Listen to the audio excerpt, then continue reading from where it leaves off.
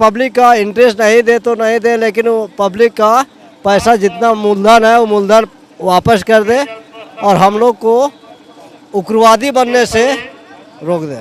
जैसे हम लोग बोलते हैं ना कि लड़ाई लड़ रहे हैं, पैसा मिलने वाला, ये जांच हो रहा है, वो जांच हो रहा है, ऐसे हो गया, कंपनी सीबीआई जांच मिलेगा।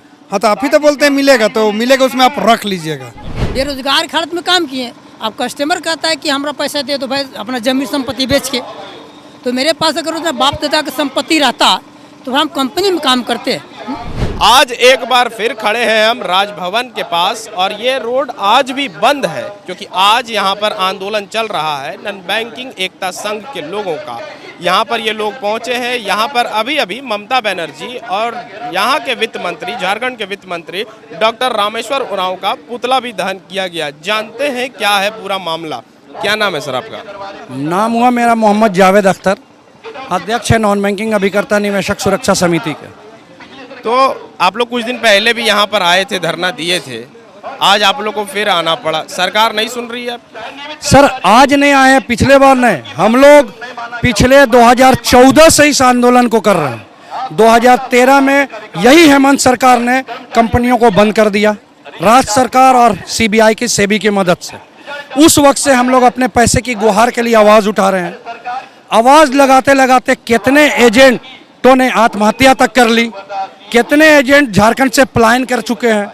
इसका कोई आंकड़ा है कितने एजेंटों ने आत्महत्या कर ली? कम से कम 200 एजेंटों ने आत्महत्या कर ली है और कितने एजेंटों को गोली मार दिया गया है। अभी बोकारो की घटना थी कि सहारा के एजेंट को गोली मार दिया गया, लेकिन सरकार के कान में जूं तक भी नहीं रेंग रही है।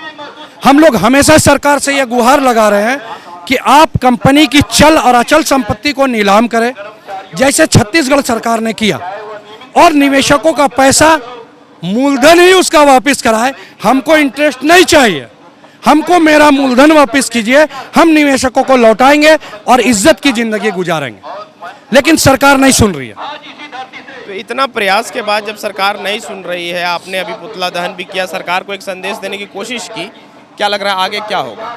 आगे अगर सरकार कुछ नहीं करती है, चूंकि पिछले विधानसभा सत्र के दौरान 22/3/2021 को मैं खुद मुख्यमंत्री से मिला था, अपना ज्ञापन दिया था प्रोजेक्ट भवन में, और वहां पे मैंने बात रखी थी। उन्होंने कहा था कि आपका गरीबों का पैसा एक एक पैसा वापस होगा। उसको गुजरे हुए 8 महीना हो गए, लेकिन अब अगर नहीं उठा, अगर सरकार नहीं सुनी, तो हम लोग भारतीय लोक सेवा दल के बैनर तले अपने नॉन बैंकिंग कंपनी से एजेंट के सहारे विधायक और सांसद जिताने का काम करेंगे, जो हमारी आवाज़ों को विधानसभा में और राज्यसभा में उठाने का काम करेंगे। तभी लगती है कि हमारी मांगे पूरी होगी। क्यों अभी आप लोगों ने किसी विधायक या किसी मंत्री से बातचीत नहीं किया इस चीज़ को लेकर के कि हमारी बात को वहां तक पहुंचाया जाए? सारे मंत्री को, सारे विधायक को एक बार नहीं 2 बार, ये तीसरा बार है जो हम लोगों ने, ये आप देख लीजिए सर, 81 विधायक को और 14 सांसद को, मुख्यमंत्री को, चीफ जस्टिस को, सभी को हम लोगों ने लेटर के माध्यम से अवगत कराया है कि हमारी बातों को आप राज्यसभा में और विधानसभा में उठाने का काम करें, ताकि गरीब मजबूर निवेशकों का पैसा वापस मिल सके। ये जितने भी लोग हैं, ये गरीब है, मजबूर है, मजदूर है, कोई भी करोड़पति नहीं है। ठीक। आप कहाँ से आए हैं सर? हम कांके से हैं, सुकरोटू से। कितना टाइम से आप ये काम कर रहे थे? ये काम हम 2003 से कर रहे थे और 2013-14 में ये ब्रेक पे आ गया। तो जो पैसा आप लोगों से ले रहे थे जमा करने के लिए वहाँ पहुँच गया, लेकिन अब वापस नहीं मिल रहा है निवेशकों को। कैसा प्रतिक्रिया मिल रहा है? लोग कैसा बिहेवियर कैसा? देखिए, अभी जब वापस नहीं आ रहा है तो लोग मेरे दरवाजे पर आ रहे हैं, रोज धमकियां दे रहे हैं कि पैसा दो और नहीं तो तुम्हारे मतलब मारेंगे, पीटेंगे, या तुम अपने पैसा कमाई का पैसा दो। इस तरह का लोग हमेशा 4-6 रोज घर में आते हैं पैसा मांगने के लिए। अच्छा, तो आप जैसे बहुत लोगों का पैसा कलेक्ट करके आगे तक पहुंचाते होंगे, आप पे अगर अभी बोला जाए तो कितना निवेशक का कितना पैसा है जो आपने सरकार को पहुंचाया जो वापस नहीं आया? माफ कीजिएगा, सरकार नहीं, जो नॉन बैंकिंग कंपनियां वहां तक पहुंचा है वो वापस नहीं आ रहा है। नहीं, अभी तक मेरा जितने भी ग्राहक होंगे कम से कम 1000 से तो कम नहीं है। 1000 ग्राहक अभी मेरे हैं जो घर में लोग आते हैं कि हम पैसा जमा किए हैं, हमको पैसा वापस करो। कुल कितना पैसा होगा? लगभग करोड़ रुपया तो होगा मेरा। हाँ, 1 करोड़ रुपया होगा। तो ये मामला है कि करोड़ों रुपया एक एक एजेंट का फंसा हुआ है और इन्हें अब जिंदगी जीने में हो रही है परेशानी, क्योंकि लोग इनके दरवाजे तक पहुंच जा रहे हैं अपने पैसे को वापस लेने के लिए। आप कहाँ से आए भैया? हाँ, मैं हुंदुर पंचायत, हुंदुर गांव का मेरा गांव है। यहाँ ज़्यादा दूर नहीं, यहाँ से 12 किलोमीटर दूर है। कौन कंपनी में काम करते थे आप? वो फाइनेंस लिमिटेड में काम कर रहे थे 2003 में। पब्लिक का घर घर जाके 1-1 रुपया 2-2 रुपया करके जमा करवा के हम कम से कम वहाँ मेरा करोड़ों रुपया का कलेक्शन करके हम वहाँ जमा किए हैं। अभी तो खैर 5 साल में पहले मिलता था पैसा, लेकिन अभी 5 साल में तो नहीं मिल रहा है और 2013 में ही बंद हो गया है। और बंद होने के बाद भी हम लोग को कलेक्शन करवाते गया कि नहीं हुआ है, काम चलिए रहा है, क्योंकि काम करवाते गया और अभी तक पैसा नहीं मिल रहा है। तो मेरा कहना है कि पैसा हमको गाली गलौज भी बहुत कोई आगे करता है। कोई एगो शर्ट भी पहनते हैं अच्छा वाला तो बोलता है कि नहीं मेरा ही पैसा से पहन रहा है। गाड़ी घोड़ा भी अगर सकते हैं तो बोलता है कि हम ही लोग का बदौलत चल रहा है। तो ऐसा करते हुए हम लोग बहुत संकट में पहुंचल है। तो हमारा कहना है कि अगर पब्लिक का इंटरेस्ट नहीं दे तो नहीं दे, लेकिन वो पब्लिक का पैसा जितना मूलधन है वो मूलधन वापस कर दे और हम लोग को उग्रवादी बनने से रोक दे। अच्छा, ऐसा अभी यही काम करते हैं? अच्छा, आप ही लोग सेम हैं। आइए इधर है भैया। जैसे क्या है कि आप लोग जो पैसा कलेक्ट करते हैं वो एकदम न्यूनतम वर्ग के लोग हैं जो रोज 10 रुपया, 20 रुपया, 50 रुपया, 100 रुपया रोज जमा करते हैं। वो जमा इसलिए करते हैं ताकि बाद में वो कोई बड़ा काम कर सके, जैसे वो बेटी की शादी कर सके या कोई गाड़ी ले सके या ऐसी जो चीज़ें हैं। अब जब उनका पैसा वापस नहीं जा रहा तब आपको उनकी बेटी की शादी के समय में कैसा दिक्कत हो रहा है? देखिए उसमें वो लोग क्या बोलते हैं मालूम है कि ठीक है पैसा तो नहीं मिल रहा है, लेकिन वो लोग कहते हैं कि कम से कम मान लीजिए उसका 20,000 जमा है ना, तो बोल रहा 20,000 दो, तो बोलेंगे पैसा अभी नहीं है, तो बोले अपना ही पैसा कुछ दे दीजिए, जब वहाँ से निकलेगा तो आप रख लीजिएगा। मीनिंग समझ रहे ना? मतलब हम अगर उसको दे भी रहे हैं उसका वैल्यू 0 है। अगर वो कहता कि हमको कुछ सहयोग करो मैं रिटर्न करूँगा तो ठीक है भैया, हम 10 मांगने में 20 देते या 15 दे देते, लेकिन उनका मांगने का विजन है इसी बहाने से हम पैसा अपना निकाल ले, जहिया मिल दो तहिया तो अपन। तो जैसे हम लोग बोलते हैं ना कि लड़ाई लड़ रहे हैं, पैसा मिलने वाला, ये जांच हो रहा है, वो जांच हो रहा है, ऐसे हो गया कंपनी CBI जांच मिलेगा।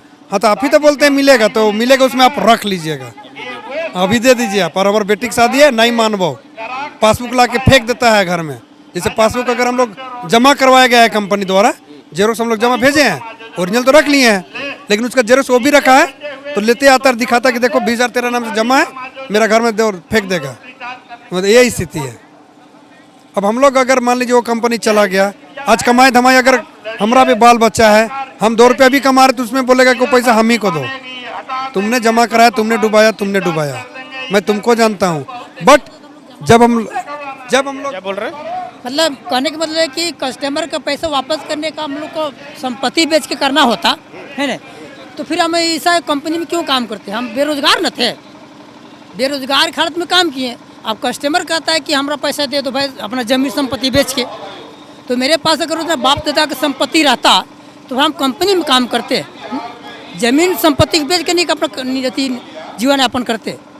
मजबूरी बस हमारे पास संपत्ति नहीं था, जिसके कारण कंपनी में काम किया। कंपनी सरकार का, केंद्र सरकार, राज्य सरकार का रजिस्ट्रेशन के है ना नियम के कायदे के अनुसार चला, उस पेपर को हमने देखा और फिर अपना काम शुरू किया। अच्छा, एक बात बताइए, कहाँ से हैं आप? हम लोहरदगा से हैं। लोहरदगा से। तो ऐसा तो आपका हजारों कस्टमर होगा जिससे आप पैसा कलेक्ट करते थे? जी हाँ। ठीक है। जी हाँ। तो अब दिन में तो 5-7 को आ ही जाता होगा घर पे? हाँ, डेली आ जाता है, लेकिन सबके सब ऐसा नहीं होता है। कोई समझदार है तो वो समझ जाता है कि चलो भाई लोग मामला केस लड़ रहा है, PIL कर चुका है ना, इसको समझता है। अच्छा, क्या बोलता है? जो नहीं समझता वो क्या बोलता है? वो सिर्फ बोलता है कि अपना संपत्ति बेच के दो, हम तुमको देख कर दिए हैं, तो हमको देख कर थोड़ी दे दिया है, उसको हम अपना कंडीशन के साथ जमा करवाए हैं कि भाई एक कंपनी है, एक कंडीशन है, इतना दिन में इतना मिलेगा, है। अच्छा, जहाँ तक हमको ज्ञान है कि इसमें आप लोग का जो परसेंटेज रहता है या जो मार्जिन रहता है वो भी एकदम बहुत कम रहता है, बहुत कम रहता है, हम जान रहे हैं इस चीज़ को। तो उसके बाद जब ये चीज़ बंद हो गया तब उसके बाद क्या कर रहे हैं आप लोग? तो बंद हो गया तो क्या करें, हम लोग को अपना जो खेत खलियान उसी में काम अभी कर रहे हैं, जीवन यापन कर रहे हैं, और क्या करेंगे। अच्छा, आपका कितना पैसा फंसा हुआ है? लगभग 15 लाख रुपया मेरा कस्टमर का, पब्लिक का, जो मजदूर है ना, गरीब है, लाचार है, उसका है, और अपना खुद का मेरा 4 लाख है। तो देखिए, ये है समस्या कि जो मजदूर एक दिहाड़ी मजदूरी दिन भर में करके आता है, उसमें से कुछ पैसा वो इन एजेंटों को दे देता है कि आप इसको संभाल के रखिएगा, हमारी बेटी के शादी के समय में ये काम आ सकता है। रोज़ वो 10 रुपया, 20 रुपया, 50 रुपया करके जमा करते जाता है और अंत में फिर पैसा लौट कर नहीं आता है। आज इसी को लेकर ये सारे एजेंट यहाँ पर पहुँचे हैं और अपना विरोध प्रदर्शन कर रहे हैं। विरोध स्वरूप इन्होंने बंगाल के चीफ मिनिस्टर ममता बनर्जी और झारखंड के वित्त मंत्री रामेश्वर उरांव का पुतला भी दहन किया। अब देखना ये होगा कि इनकी बातें सरकार के ध्यान में कब तक आ पाएंगी। आप देख रहे हैं द फॉलोअप अपने सहयोगी अमित के साथ, मैं ऋषभ। धन्यवाद। thefollowup.in. Like, share and subscribe. www.thefollowup.in